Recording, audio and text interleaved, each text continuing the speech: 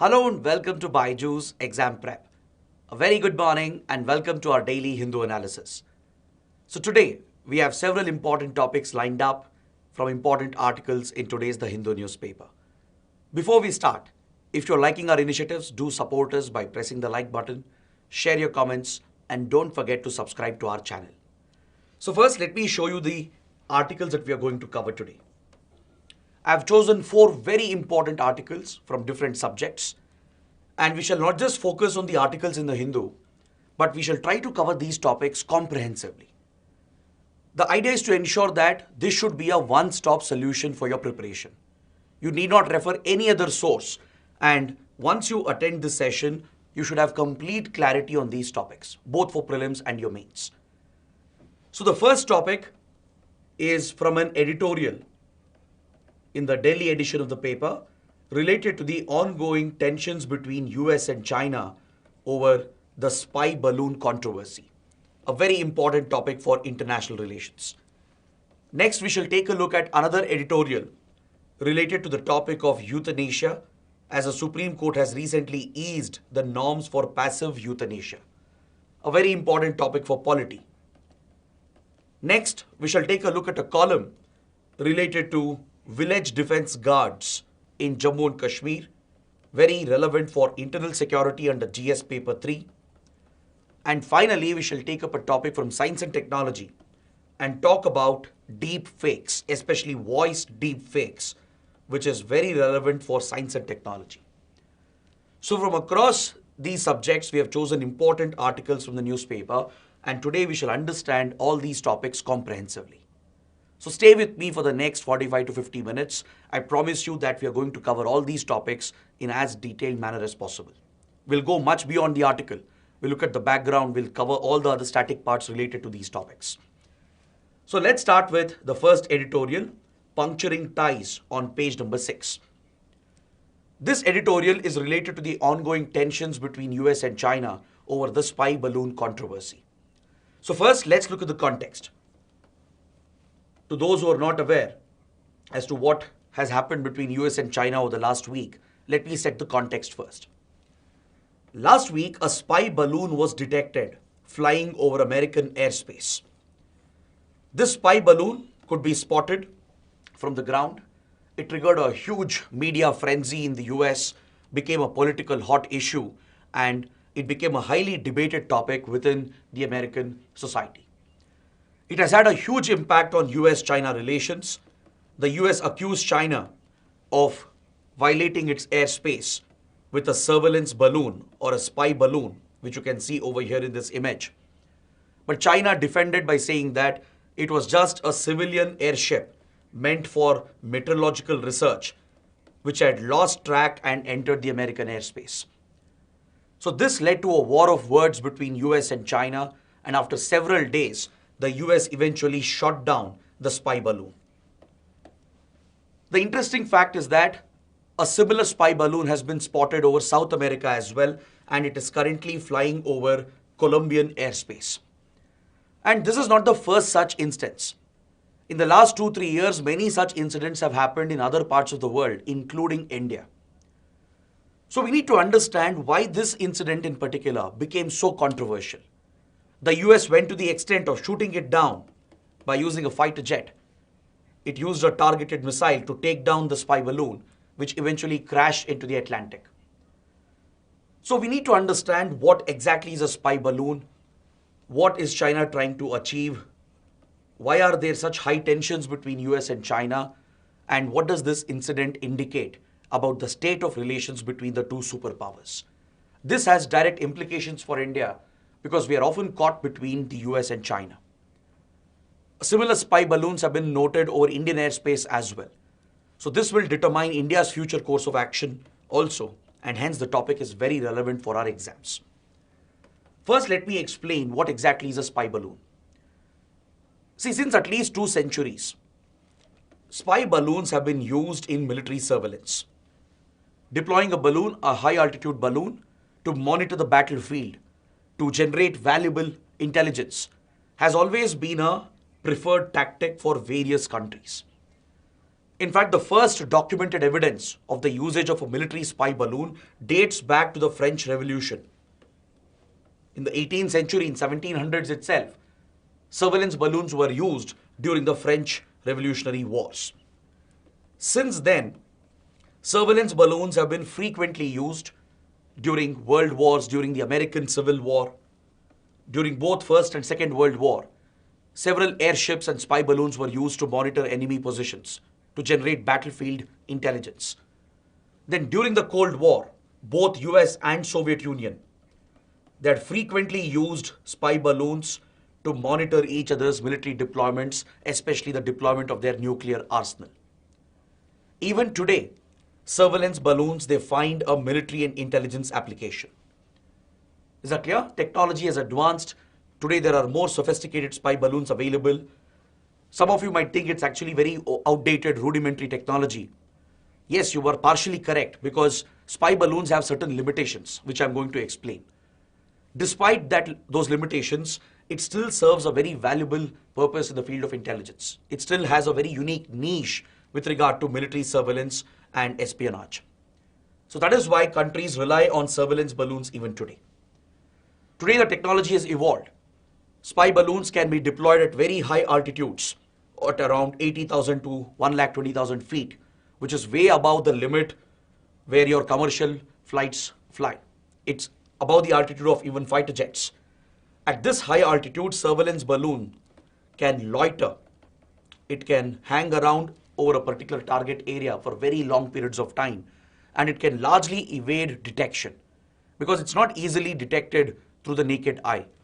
Even radars will find it difficult to spot sometimes. Air defense systems may find it quite difficult to detect the entry of a surveillance balloon. So such surveillance balloons, they are powered by helium.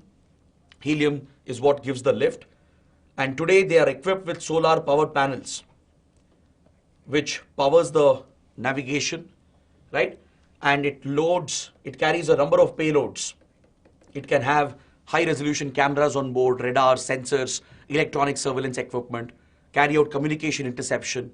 So it can carry a number of payloads to generate different types of intelligence.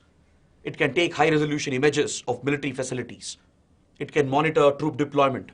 It can have radars and other advanced sensors and communication equipment on board, which can disrupt enemy communication.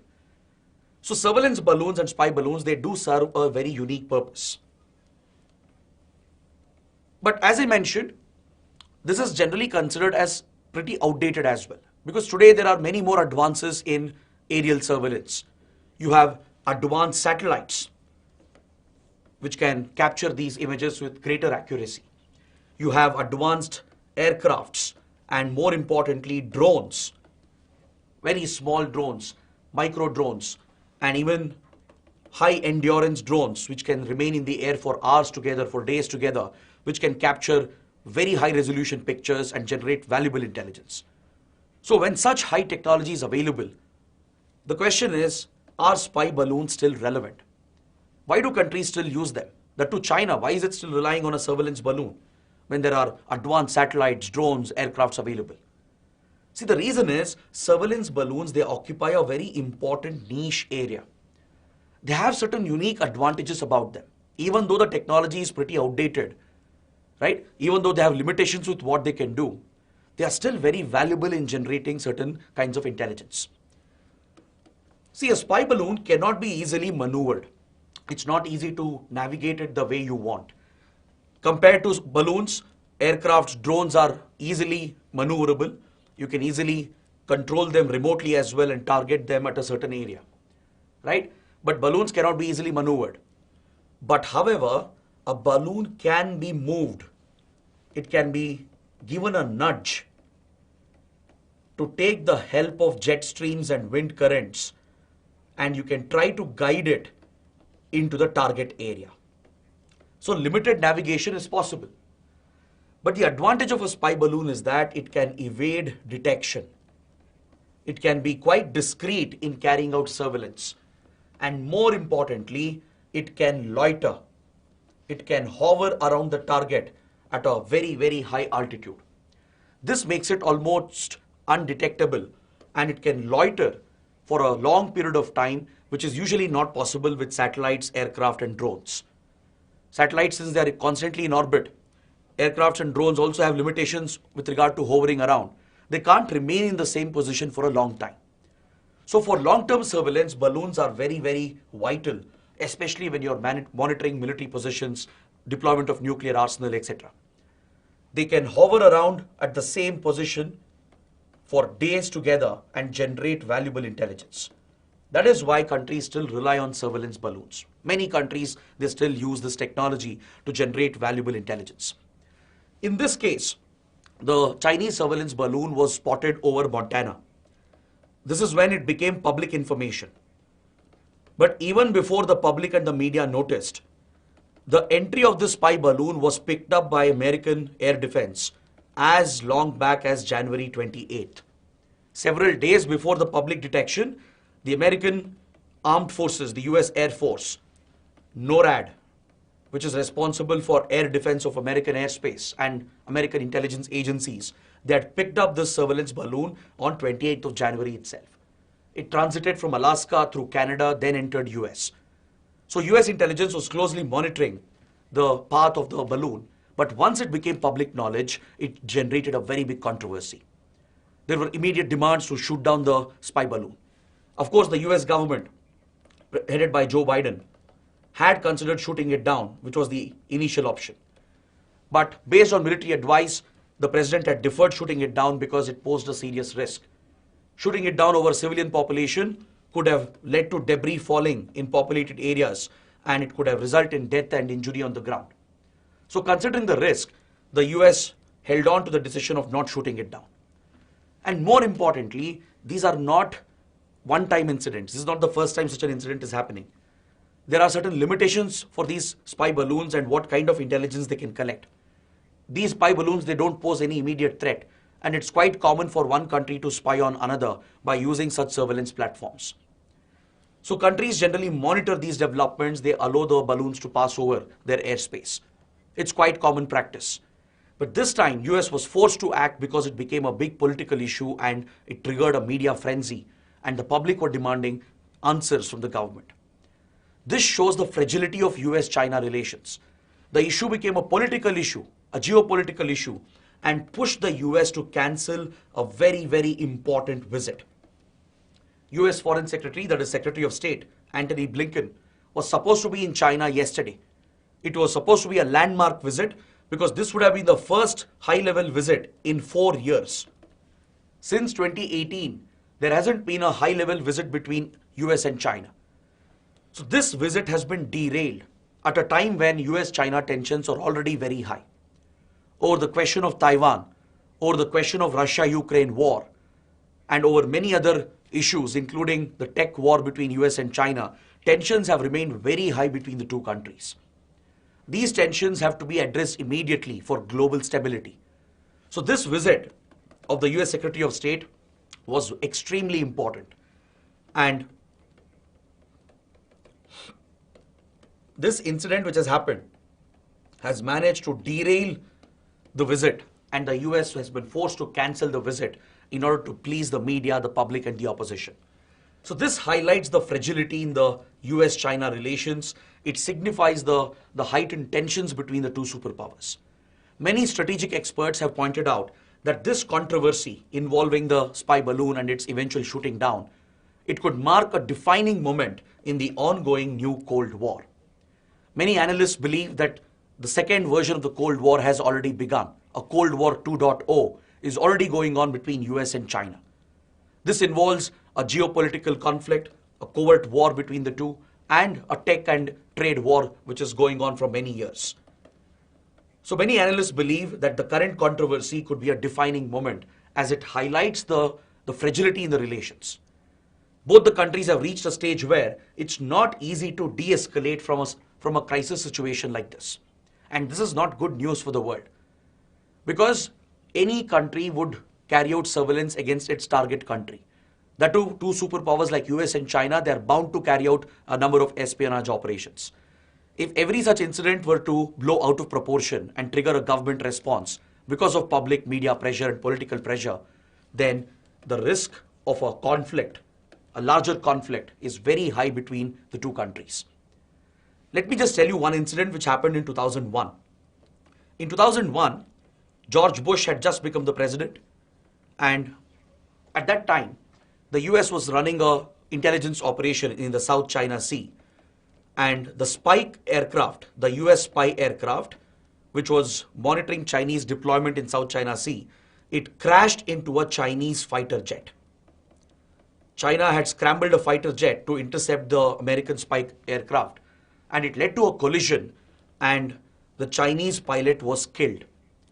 The American crew, they were arrested. They were held in Chinese custody for several days. Now, this was a very, very serious incident. A Chinese pilot had lost his life. Both the aircrafts had crashed and American crew were held in custody. But back then, the tensions were relatively low. There was maturity in the relationship and the political media pressure was also low. It allowed the two governments to negotiate, mediate, and come out of this crisis without any serious consequences. They mediated a settlement, and the American crew which was captured, they were released as well. But if such an incident were to happen today, it is highly unlikely that the issue can be resolved easily. Because this signifies not just the heightened rivalry between US and China, but also the kind of polarization within the governments, within the society of US and China. See, the intelligence assessment was that such a surveillance balloon doesn't pose any immediate threat. It is of minimal intelligence value. This spy balloon will not collect anything extraordinary, right? What can be collected by a satellite, by a drone, by an aircraft is the same intelligence picked up by this surveillance balloon as well. The only concern was it was hovering around a nuclear site where US has stored nuclear missiles. But again, it's not a very serious concern because the US knows that China keeps running these espionage operations. The US runs similar operations against China, right? India, China also engage in similar espionage operations. It's nothing new. So countries generally don't react unnecessarily. They don't overreact. These are regular spy operations. If they try to deter it, or else they don't take any adverse action unless it is really necessary, unless it is posing an immediate threat. For example, in the last 3 years itself, many such incidents have happened. There were 3 reported incidents under Donald Trump. At least 3 spy balloons were detected over American airspace. A similar balloon was detected in Japan in 2020 and 2021 because China and Japan also have a lot of hostilities between them. They have a dispute going on in East China Sea over the Senkaku-Diaoyu Islands. And it's quite common for both sides to engage in such espionage operations against each other. So Japan didn't shoot it down. It allowed the balloon to pass through. A similar balloon was detected last year over the Andaman Nicobar Islands, where reportedly the Chinese surveillance balloon was surveilling the Indian military deployment at the Andaman Nicobar Islands. India has a strategic presence over here. We have a tri-service military command, which is vital for India to dominate Bay of Bengal and the Strait of Malacca. So when India detected the spy balloon, India didn't really shoot it down. India didn't overreact because this is quite common in the world of intelligence and geopolitics. But the US was forced to react and shoot it down and lead to a further escalation because of the polarization and the divide within American politics. It turned into a situation where the media, the public, and the opposition started questioning the government. They criticized the Biden administration for not acting, for failing to shoot it down. But logic dictated that the cost of shooting it down would be higher. Potentially, it could cause damage on the ground. And it wasn't really necessary to bring it down because these are regular espionage operations where both sides engage in similar operations against each other. It wouldn't pose any immediate threat. It's of minimal intelligence value. But because of the growing media public pressure and especially from the opposition Republican Party, US was forced to shoot it down, thus escalating the tensions even further.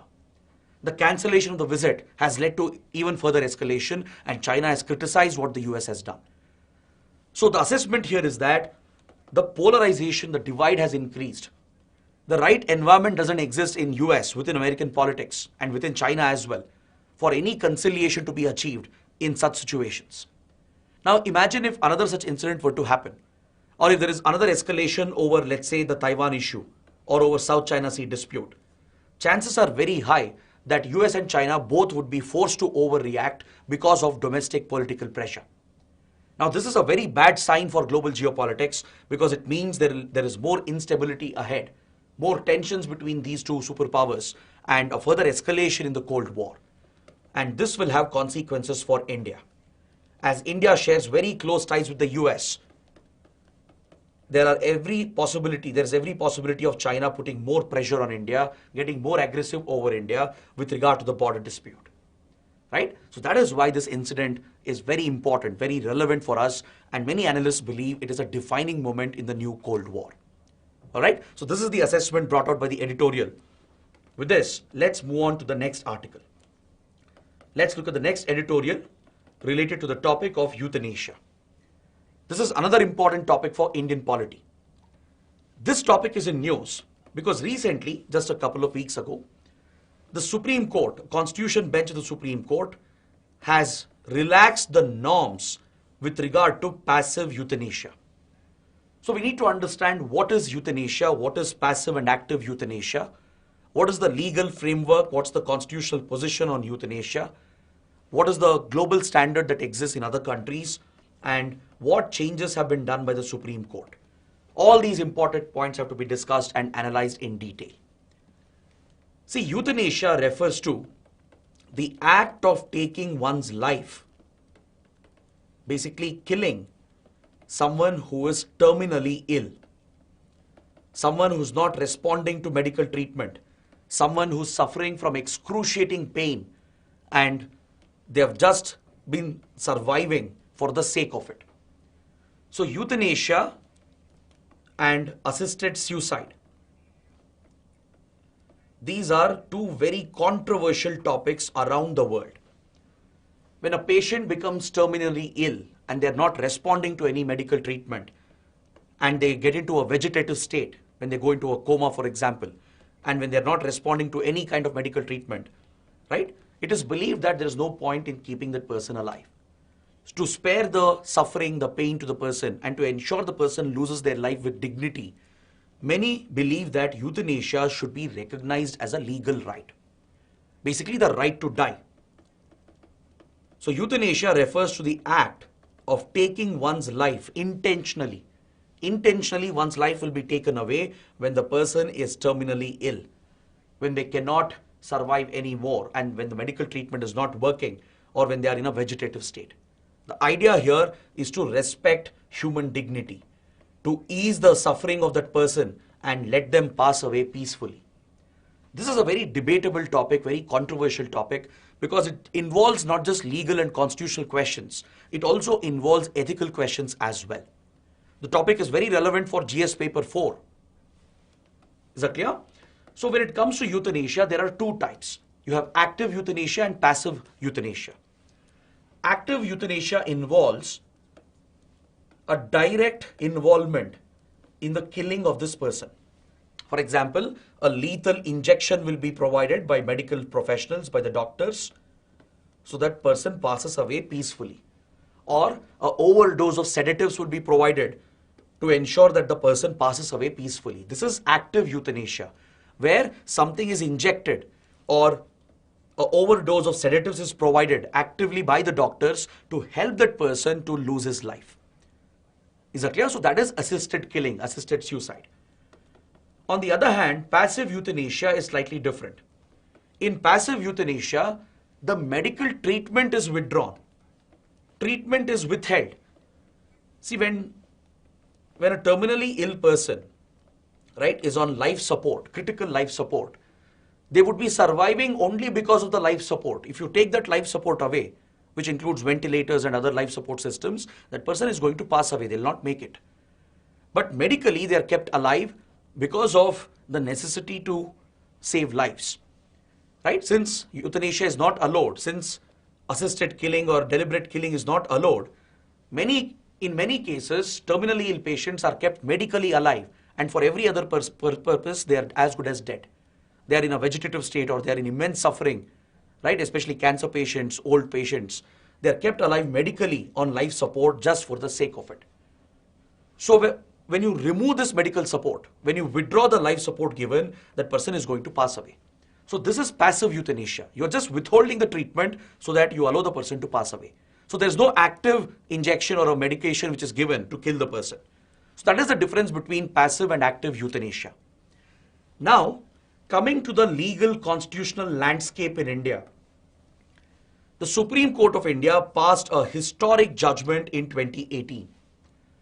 In 2018, a historic judgment was delivered by the Supreme Court legalizing passive euthanasia. Please note down this point. It's very, very important. Passive euthanasia is legal in India. The Supreme Court made it legal and recognized that right to die with dignity is a part of your fundamental right under Article 21. Article 21, which covers right to life, covers the right to die with dignity as well. The then bench of the Supreme Court, which included current Chief Justice Chandrachud, made a very, very important observation. The Supreme Court had observed in this case that right to life includes the right to die with dignity. Dignity in the process of dying is as much a part of the right to life under Article 21. This was a statement made by the Supreme Court. To deprive an individual of this right, of this dignity towards their end of life, is to deprive the individual of a meaningful existence. If you're depriving someone the right to die with dignity, with peace, it's as good as affecting their right to life under Article 21. That was the landmark interpretation given by the Supreme Court while recognizing passive euthanasia.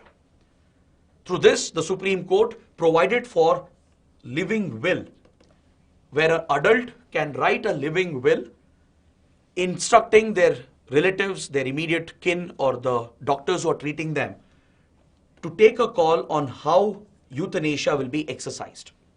Now imagine tomorrow there is a cancer patient. He knows, the person knows, he's an adult, he knows very well, he's not going to make it for more than a few months. So such a person can go and write a living will, indicating what should be done if all medical treatment fails, if the person continues suffering, and if doctors declare that he can't be treated anymore, if death is an eventuality. In that case, the living will be executed, right? The guardian, the family, the relatives, the kin of the patient, and the team which is treating the patient will execute the living will according to certain norms which have been laid down. Now see, this is very controversial because there is a lot of potential for misuse. What if euthanasia is legalized, both active and passive euthanasia, and what if relatives or someone else is misusing it for killing that person, right, which amounts to murder? What if wrong cases of euthanasia happen? What if there is a derailment of justice in these cases? How do you keep a check on this? Or what if people who are looking to commit suicide are using this route to lose their life, which also amounts to a case of misuse, right? And also patients may not be aware of all the medical treatments available. So one argument is you can't allow people to decide when they are going to exercise passive euthanasia by writing a living will. This is the criticism, this is the argument against it.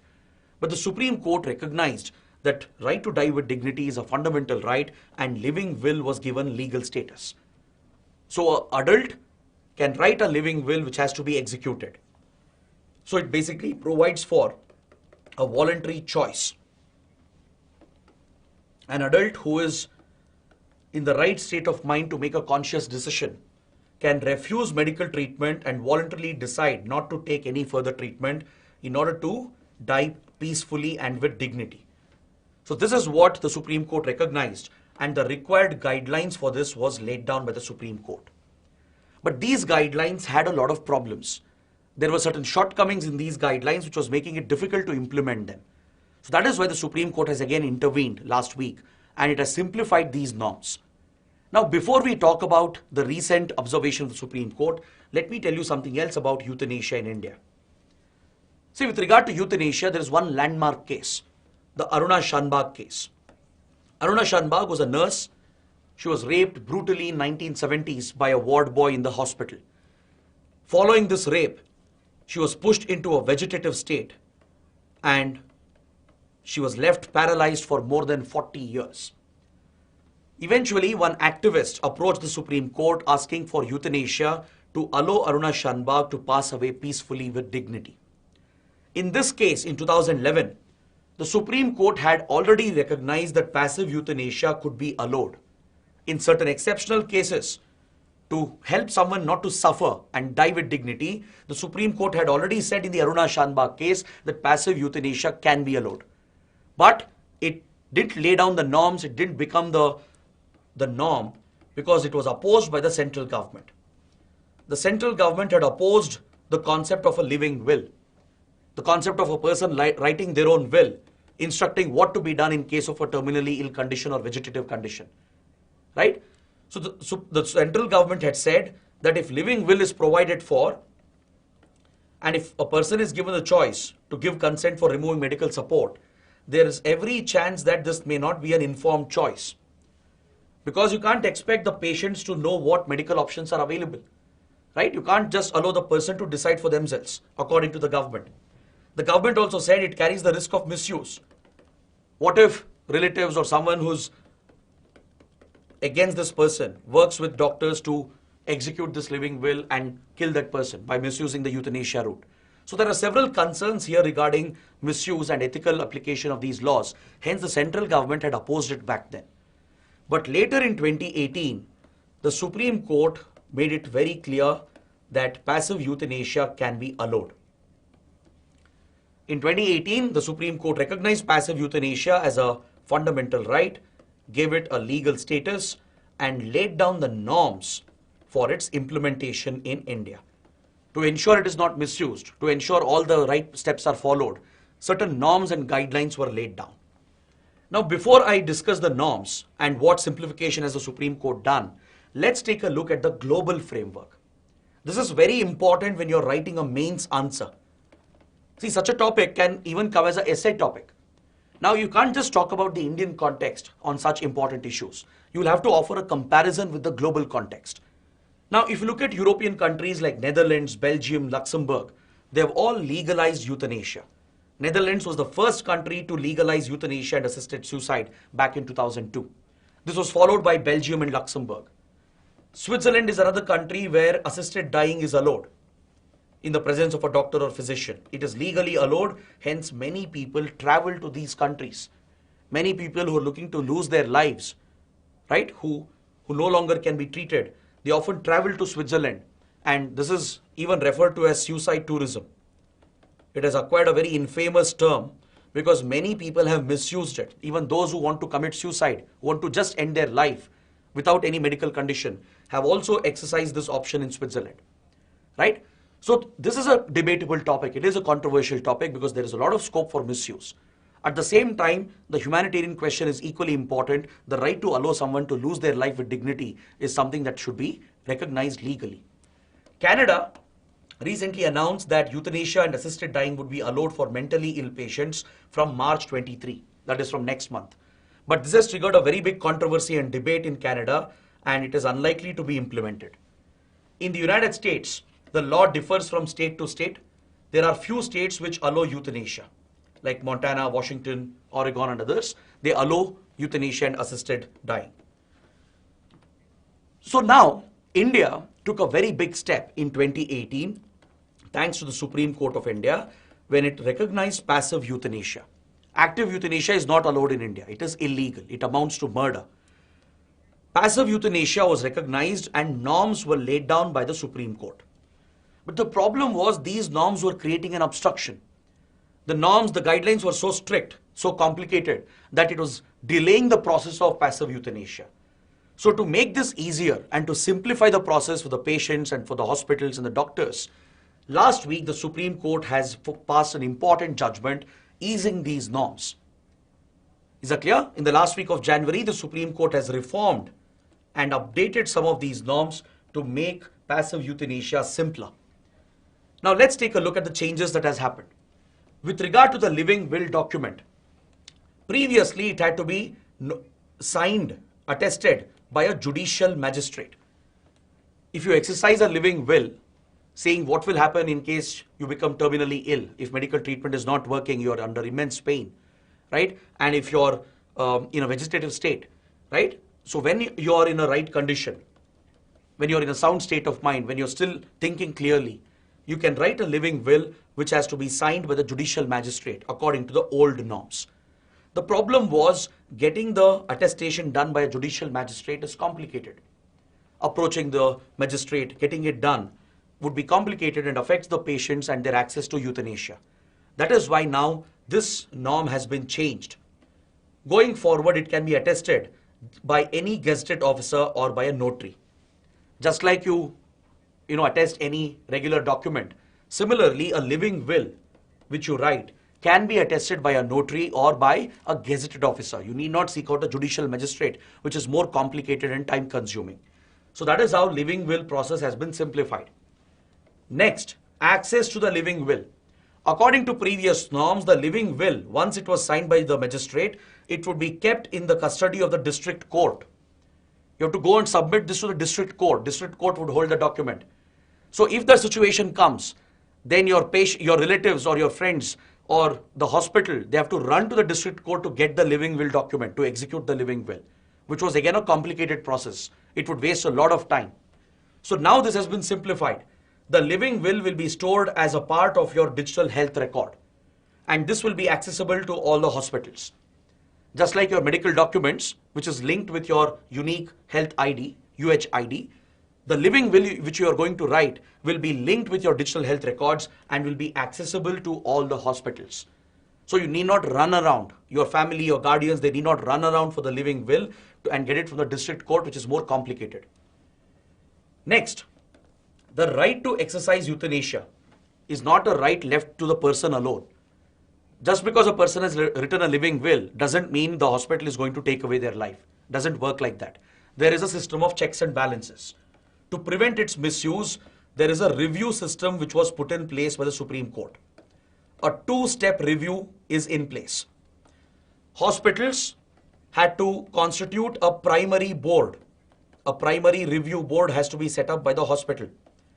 Okay, according to the previous rules, the primary board included 4 doctors with expertise in general medicine, cardiology, neurology, psychiatry, oncology, etc. And they should have an overall experience of at least 20 years. Now this was again seen as a very tough norm to achieve. To get 4 well-experienced doctors with experience of more than 20 years in these fields became a challenge for many hospitals, thus delaying the process of passive euthanasia. So that is why the Supreme Court has simplified this by bringing down the members of the board to 3 doctors, and experience has been brought down to around 5 years. This is the change, the simplification which the Supreme Court has done. The primary board which examines the living will document and the condition of the patient will include only 3 doctors going forward with an experience of 5 years. One of them will be the treating physician. So this primary board has to approve that this person cannot be saved anymore. Medical treatment will not work anymore. So once it approves euthanasia, the living will is then sent to a secondary board for a second review. Again, to prevent any bias, to prevent any misuse, any abuse of this provision, a second review is provided. Previously, the second review board had to be constituted by the DC, by the district collector, which is again a time-consuming, complicated process.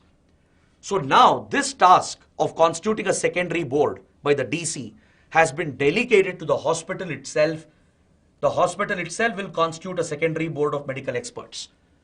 So this will save time while ensuring checks and balances. It will make it easier. It will reduce the complexity in the process. So with regard to the review, the primary and secondary board constitution and its composition has been changed by the Supreme Court. And finally, the time taken to decide. Previously, there was no time limit. The previous judgment of 2018 did not specify any time limit. So this was also leading to unnecessary delays. Now the Supreme Court has said both primary secondary boards have to decide within 48 hours. Within 48 hours of exercising the living will, when the patient does that or when his relative or kin exercise the living will, within 48 hours a call has to be taken by the primary and secondary board. So this has simplified the process of passive euthanasia and it has been hailed as a landmark judgment. Is that clear? Supreme Court has been praised for coming out with these norms, for simplifying the norms with regard to passive euthanasia. But the conclusion here is that it is high time for the government and the parliament to step in. The Supreme Court is doing their job. Because there is no law in India, Supreme Court has been forced to step in and come up with norms. Ideally, this should have been done by the government and the parliament. So it is high time for India to consider a law. We should have a euthanasia law in place which takes into account all the different objectives. The patient, the right to die with dignity, and the possibility of misuse, preventing misuse through checks and balances. Both will have to be balanced. There should be a debate on passive and active euthanasia. We should consider whether active euthanasia should be allowed. We should draw lessons from other countries as well. And it's high time for a law or policy to be brought out by the government and the parliament. Right now, the Supreme Court is pitching in because the government has failed to act on it. So that should be the conclusion. Now, moving on to the next topic. We have an article related to internal security, the situation in Jammu and Kashmir, and the topic of village defense guards. Let's discuss this topic in detail. See, this topic is in news because recently there has been a rise in terror attacks, especially in the Jammu sector, in places like Rajouri and Poonch. These areas near the border with Pakistan have been relatively peaceful over the years. But suddenly there has been a spurt in terror attacks, and it led to a demand for reconstituting the former village defense committees. I'll explain what these committees are. So because of the rise in terror attacks, the government has approved the revival of village defense committees. These committees were actually first set up in 1990s, in mid-1990s, in 1995, when militancy was at its peak in Jammu and Kashmir. The village defense committees were constituted, particularly in the Doda district, to act as a force multiplier against these terror attacks.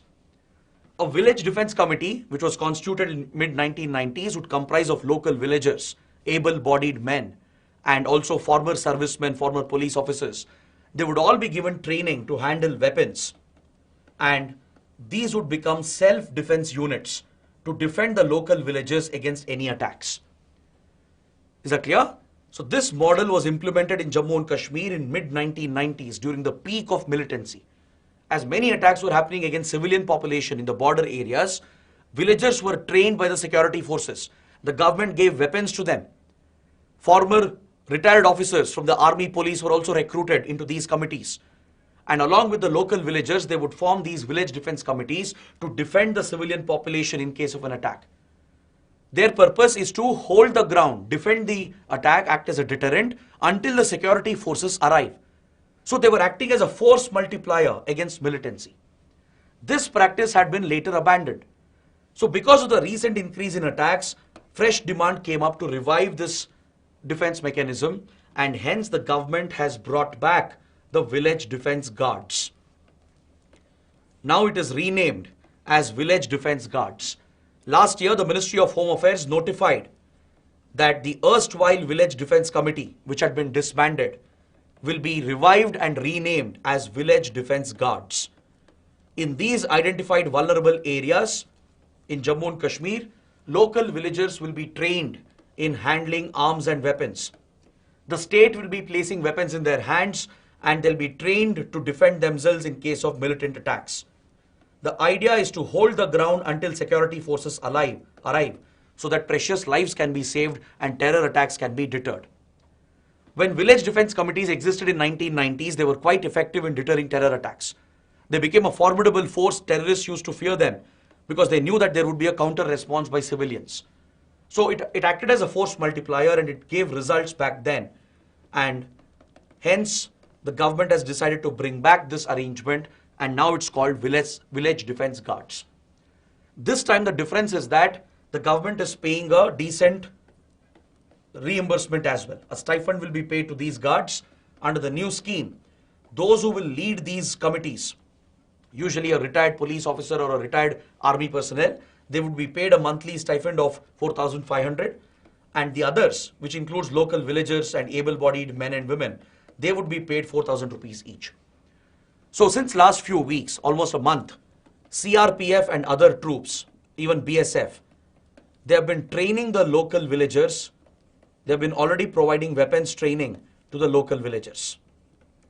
They have supplied weapons again to them. They have been asked to bring back the older weapons which had been provided to them in 1990s as well. And locals are being trained again to handle arms and weapons. so they can defend themselves in case of a terror attack. Now, these committees or village defense guards, these units, they are headed by SPOs, special police officers, who form the lowest rank in the J&K police. These SPOs are usually retired army or paramilitary personnel. They're recruited by the J&K police and they occupy the lowest rank in the police structure. So they head these village guard units at the grassroots, at the local level. At the district level, they function under the SP, under the superintendent of police, who's usually a IPS officer. Is that clear? All the guard units in the entire district, they function under the command and control of the district police, headed by the SP of the district.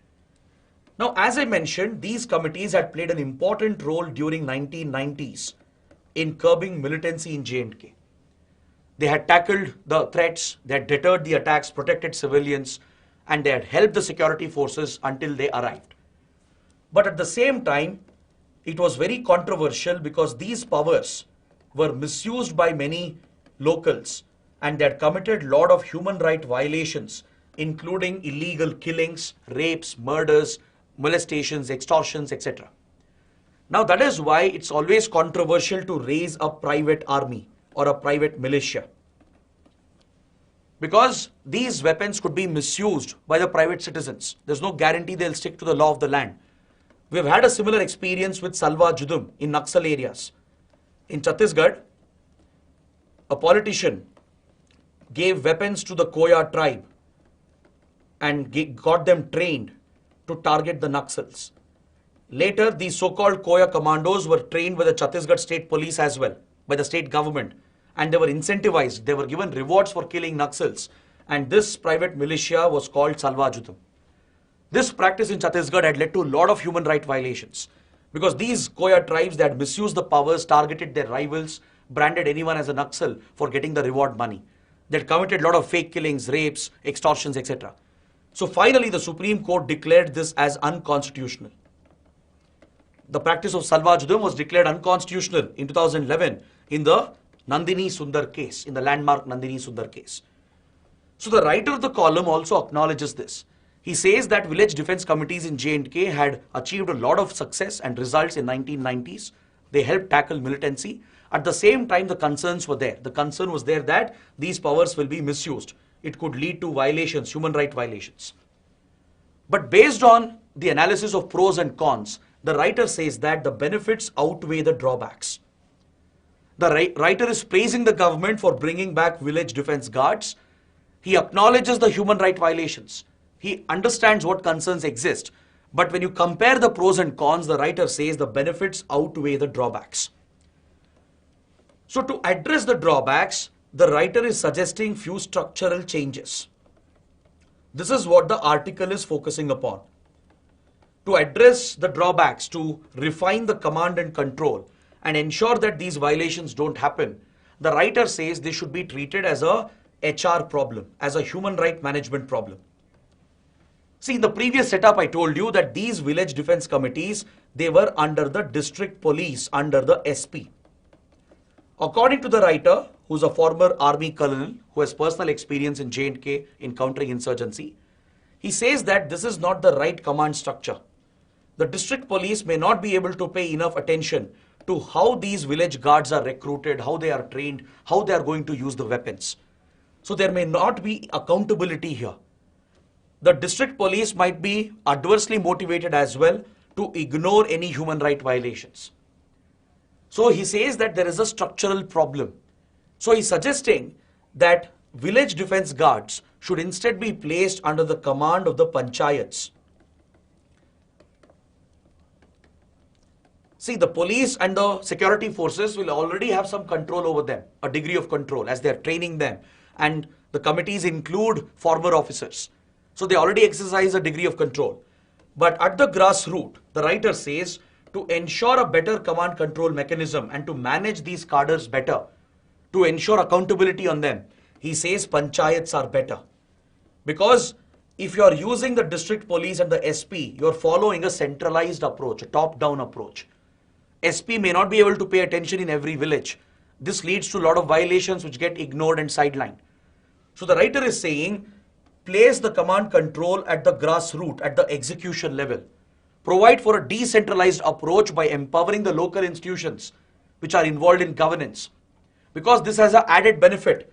Because the local panchayats will understand the local concerns. They'll know the local geography better, they'll understand the local people as well, and they can provide for better accountability. The writer says, in J&K, the Panchayati Raj system has been well instituted. Thanks to the J&K Panchayati Raj Act of 1989, which was amended in 2020, district development councils have been set up. Under them, you already have the intermediate panchayats and the gram panchayats. So a three-tier local governance system already exists, and the writer says that these panchayat institutions could be empowered to look after the VDGs, the village defense guards. With regard to their recruitment, their training, monitoring their activities, it's better to empower the local bodies according to the writer, as they can exercise greater control over them. Also, the defense guards will become more effective if they are monitored by the panchayats, because the panchayats will have local officials, the local people. So they will be better aware of the local geography, local circumstances, and hence they are better equipped to deal with terrorism and insurgency. This is the suggestion that the writer is offering. Instead of having a centralized command control through the district police, he is suggesting that get the panchayats involved to ensure accountability over the village defense guards. It will make them more effective according to the writer, while ensuring that abuse and misuse is prevented. However, he has a word of caution at the end.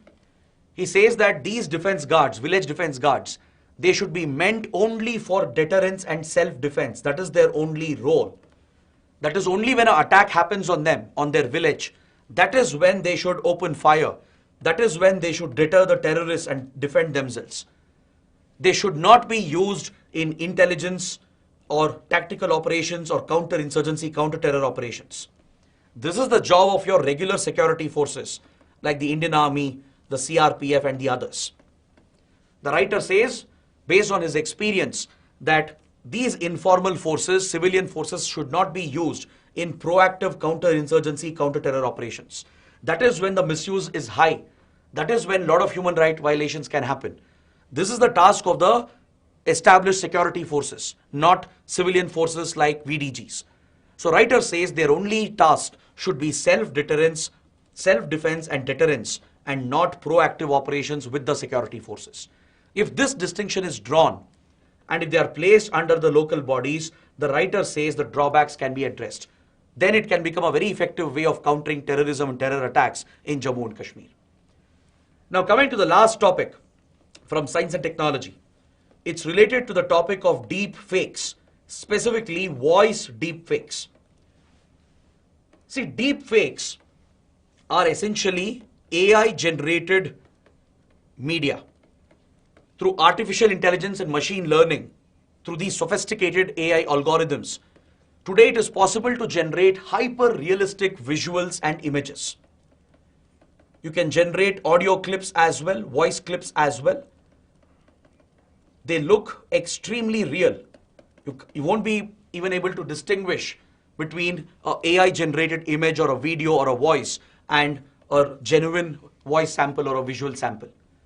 So today, computer-generated visuals, images, and audio files have opened up an entirely new domain called the deep fakes. They are deeply embedded fake media, hyper-realistic media which looks very real, very authentic. Now, such media has a lot of potential, lot of applications, positive applications. It finds a very big usage in the media industry, especially in filmmaking, in animation, right? So it has a lot of applications. It can be used for a good purpose. But as it is with technology, in the wrong hands, it can always be misused with dangerous consequences attached to it. Deep fakes represent one of the most significant threats raised by artificial intelligence. Is that clear? Along with all the other concerns related to AI. I'm sure many of you would be more interested of late, especially after ChatGPT became a viral sensation, right? Yesterday, Google has announced that even it's going public with its ChatGPT rival, right? So there's an entirely different debate going on regarding artificial intelligence platforms. So there is a different security debate, ethical debate going on. Other than that, deep fakes especially have raised a lot of concern, especially voice deep fakes and visual deep fakes. Is that clear? A voice deep fake is one fake file which mimics the voice of a real person. You can create a fake audio file as if Prime Minister Modi himself has uttered these words. It will sound exactly like Prime Minister Modi, the accent, the tonal variations, everything would exactly be the same. AI tools are capable of replicating the voice of a person, creating a sample, and based on that you can generate any number of audio files, and these are voice deep fakes. Similarly, images, videos can be generated, right? A video which looks like someone else, a video which looks like Putin or Joe Biden who are addressing the public and giving a statement. But the reality is the whole video is fake. It is created by AI, but looks very, very authentic. You can create images as well. So to create such deep fakes, you need immense computing power. Is that clear? You need immense computing power to create such AI-based visuals, images, and audio files.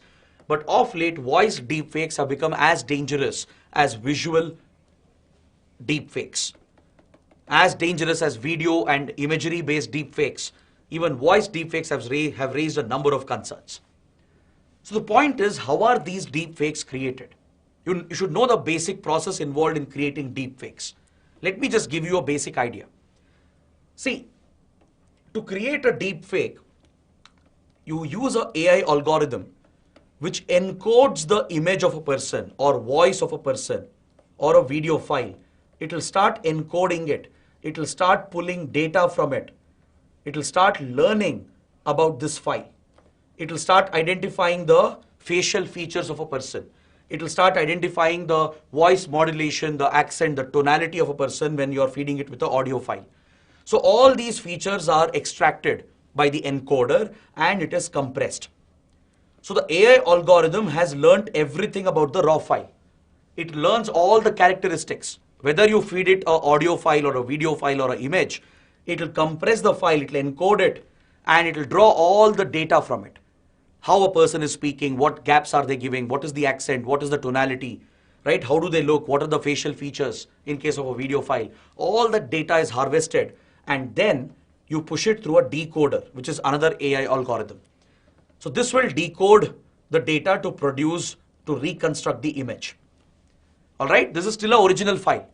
Now, if you feed this with the encoded file of another person, while decoding, if you place the encoded file of another person, it will merge the two files to create a hyper-realistic image.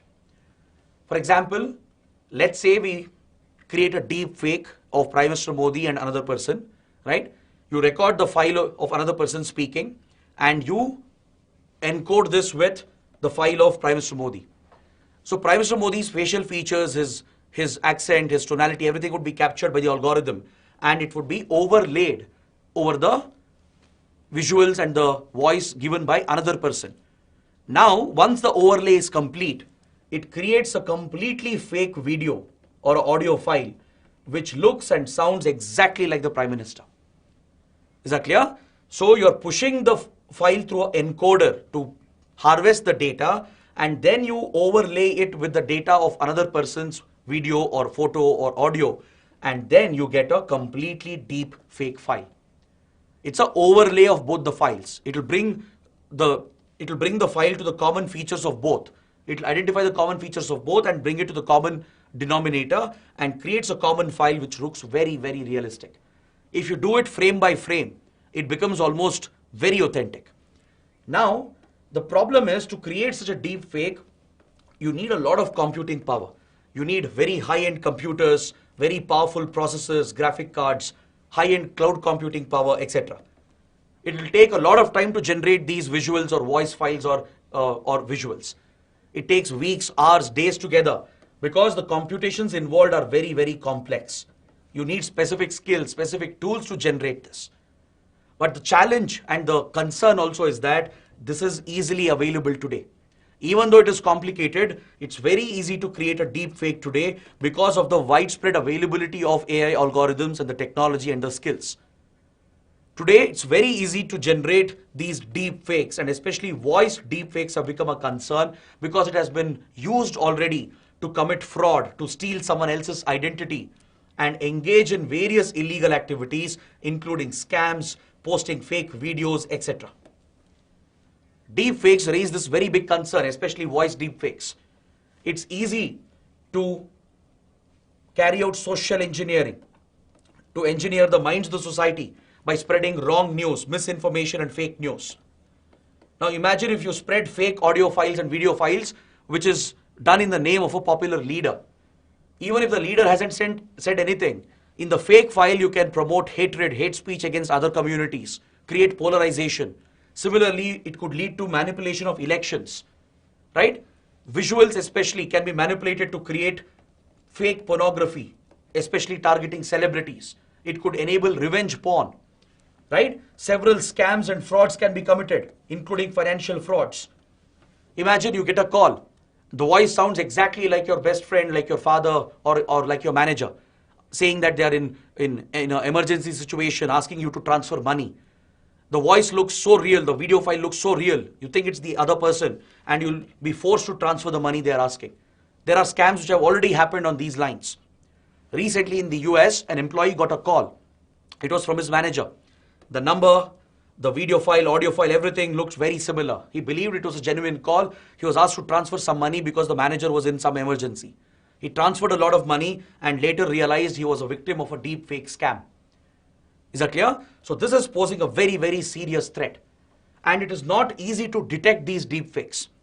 Even though the technology is available, it is possible to identify the patterns, the background noise, and break down some of the elements. And you can try and distinguish a deep fake from an original video. A thorough analysis can do that. There are tools available as well. But the technology is evolving at such a rapid pace that deep fakes are moving very rapidly, and the current cybersecurity tools are yet to catch up. So it is a little difficult to detect deep fakes even with advanced tools. Companies are struggling to develop the cyber tools to make it a foolproof method to detect deep fakes. But the technology is evolving at a rapid pace, and hence deep fakes are breaching every barrier, and day by day it is becoming difficult to detect them. So this is the serious concern which is being raised. So that is why researchers are exploring many other routes to detect deepfakes and curb the threat. They are trying to employ watermarks, blockchain technology. So every piece of information can be verified through a blockchain, through a register where all the data is stored and verified. Researchers are working on multi-factor authentication and other anti-fraud solutions, so that you can have a two-step verification. Now, just like before you do an online transaction, there is a two-factor authentication. Right? Along with the passwords, you may have to enter a unique code, OTP, right? So the two-factor authentication helps in avoiding these bots and AI-driven security threats. So such technologies are being evolved and developed, and this is a defense against the threat posed by deepfakes. But it's always difficult to create a foolproof measure because the technology is rapidly evolving in artificial intelligence and in cybersecurity. So it's a constant battle going on, and the threats and the risks are very, very high from these dangerous technologies. All right. So on this note, I bring my discussion to an end. Please take a look at the questions for today, the mains practice questions. I've given you a couple of important questions. Please take it up seriously. Practice your answer writing. Upload your answers on the answer writing portal, for which the link has been given in the description. Before I end, don't forget, there will be a quiz on our Telegram channel as soon as we end the session. So do subscribe to the Telegram channel. The link is given in the description. You can take a quiz on all these topics and help practice. It will help you practice these topics. You can comprehensively prepare for the upcoming prelims. All right. So that is it. Thanks for watching. I hope you liked it. Do let me know how the session went. Share your comments below, like the video, subscribe to our channel, and subscribe to our Telegram channel as well. Thank you for watching. Have a good day.